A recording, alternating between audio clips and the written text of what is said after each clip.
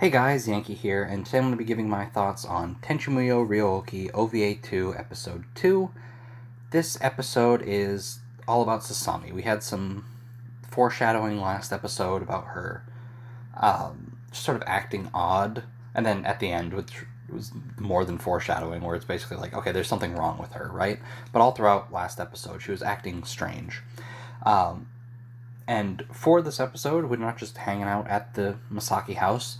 We're going back to the inn from OVA 1. The whole family got lured there with the promise of, like, just a nice little trip. But it turns out the old lady that owns the inn has brought them there to repair it, right? Which I don't blame her. They wrecked the whole thing. So that's what we're doing.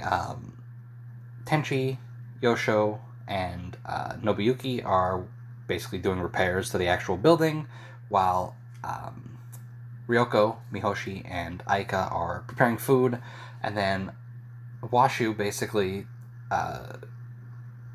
uses her childlike appearance to get out of doing any help, so her and Sasami just sort of wander off. At the start of this episode, like, I think it's right when we get to the inn, as everybody's heading in, Sasami steps up and basically calls out to Aika. She obviously wants to say something, but sort of stops herself, and then we go about our business, right? So again, something's off. We don't know what it is, and that's it's pretty clear that something is off, but nobody's saying anything. Like, this is just like a annoyance, right? In just television, where it's like somebody calls out to somebody, like they clearly want to say something. Oh, never mind, actually. And then the other person's like, oh, really? Never mind. Okay. And they just go about their day.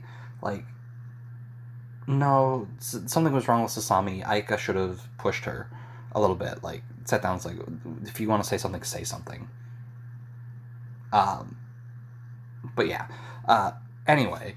Alright, I have written here in my notes, this is what it says word for word.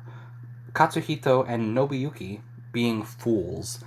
They were one of the highlights of this episode, where they're just screwing around the whole time. I always liked Nobuyuki. He was silly in OVA 1 too. Silly in OVA 1 as well.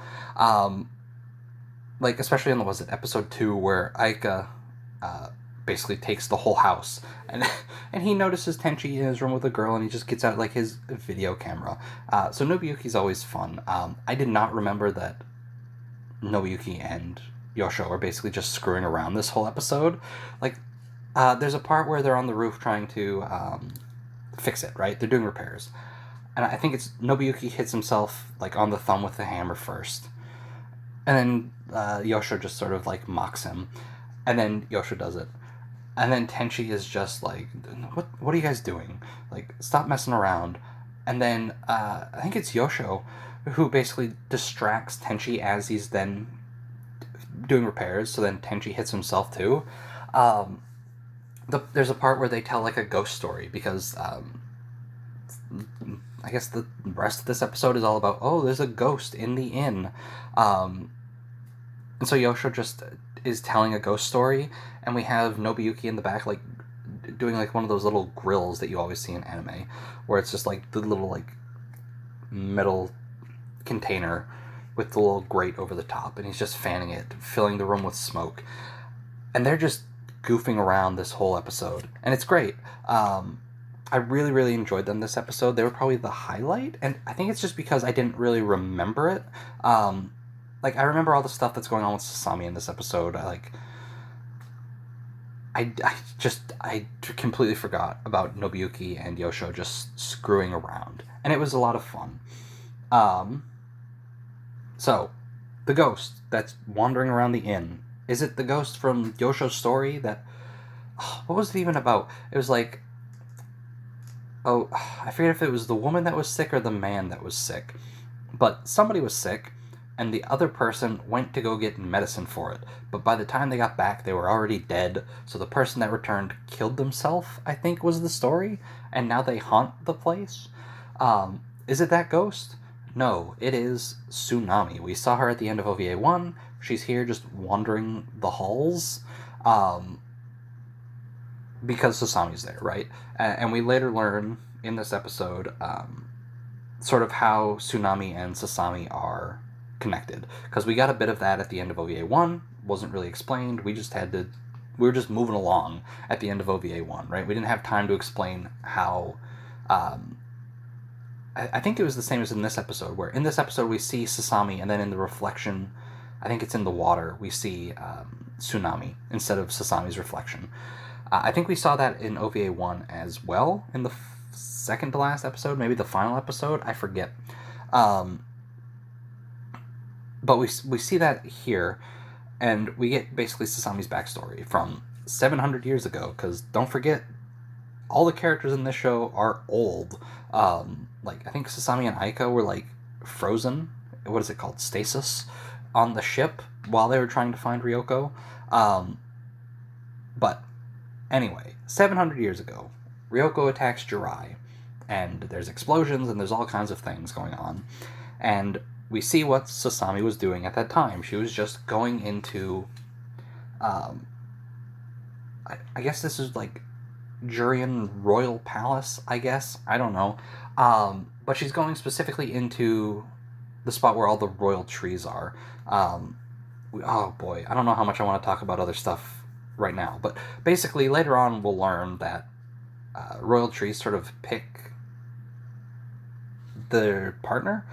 And so there's just like a room full of royal trees where people go in, one of them picks them, and then that becomes their ship. So Sami's in there just like chatting to the trees. And again, as she's doing this, Jirai's being attacked by Ryoko. And Sasami slips and falls off like a balcony, or like off one of the levels, because there's like teleporters to get them to different like sections of this place, and she just falls and dies, and she dies in front of the tree to the Tsunami ship, I assume, right? Because like her blood like dripped into like the little area where it was at, and Tsunami came out, so I assume that's the tree. So basically, Tsunami saved Sasami, but Sasami thinks that she's just like a copy, and that the real Sasami died in that accident. Tsunami made a copy, and then like she's just been taking the real Sasami's place. What else do I have here? I'm all over the place. I'm sorry. I'm terrible at these. I should stop making videos. Sasami thinks she was a fake. Yep, I said that. Okay, so the way Tsunami saved Sasami is she assimilated herself with her. So basically, Sasami was almost dead, and like Tsunami basically combined with her. That's something that's going to happen a lot in this show, where like, how do we solve this problem? Oh, we just take these two people, make them one person, problem solved. So now Sasami and Tsunami are now linked. They are the same person. Sasami, as she grows up, is going to become more like Tsunami until eventually their appearance is exactly the same. Or I think in this episode they actually explain that Tsunami's appearance here is like, I don't know. I don't know if it was explained as the appearance Tsunami has right now is specifically what adult Sasami would look like, or if because they assimilated, Sasami's going to grow to look like Tsunami. I'm not quite sure on that. But anyway, and like their memories are eventually going to sort of blend together, and they're just going to become one person. And there's like Aika gets a good bit of time towards the end of this too. Like when Sasami finally talks to her, we get Aika basically accepting Sasami despite her not knowing that she's her real sister. And then later we get Tsunami basically saying like, no, that is the real Sasami. Like, I saved her. She's not a copy. She's the real deal. Eventually we're going to become the same person though. So yeah, that is this episode. I was all over the place with this video. I'm really sorry about that. It was a good episode, right? we are learning about Sasami and stuff that was set up in OVA 1, like how her and Tsunami were connected.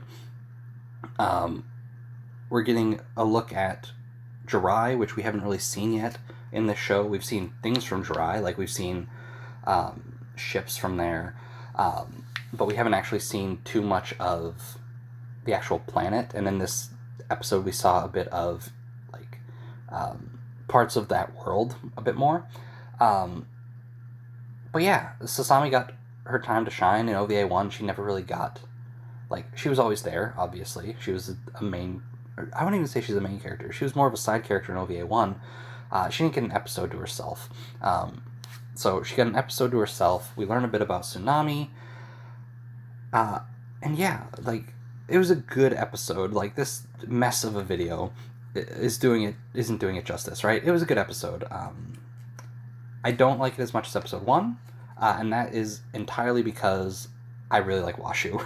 So, even though I like parts of this more than episode 1 of this season, I think I prefer episode 1 overall. Like, Nobuyuki and Katsuhito are great this episode. I've talked about them. The stuff going on with Sasami is interesting and well done. And yeah, like, it's a good episode. Like, OVA 2 is definitely more, I can't even say it's more slice of life than OVA 1, because OVA 1 was like that a lot. Like, it comes out strong with some action in the first couple episodes, and then it's just them bumming around until the final couple of episodes. So, like, it's just that all the introductions of the characters have been done already, so we can just get to that slice of life stuff quicker in OVA 2. But yeah, a great episode. It was good. I don't actually remember what episode 3 is, which is kind of exciting. I'm sure as soon as I start watching it, it'll click and it'll come back to me, but I really don't remember what it is. But yeah, good episode. OVA 2 is a lot of fun.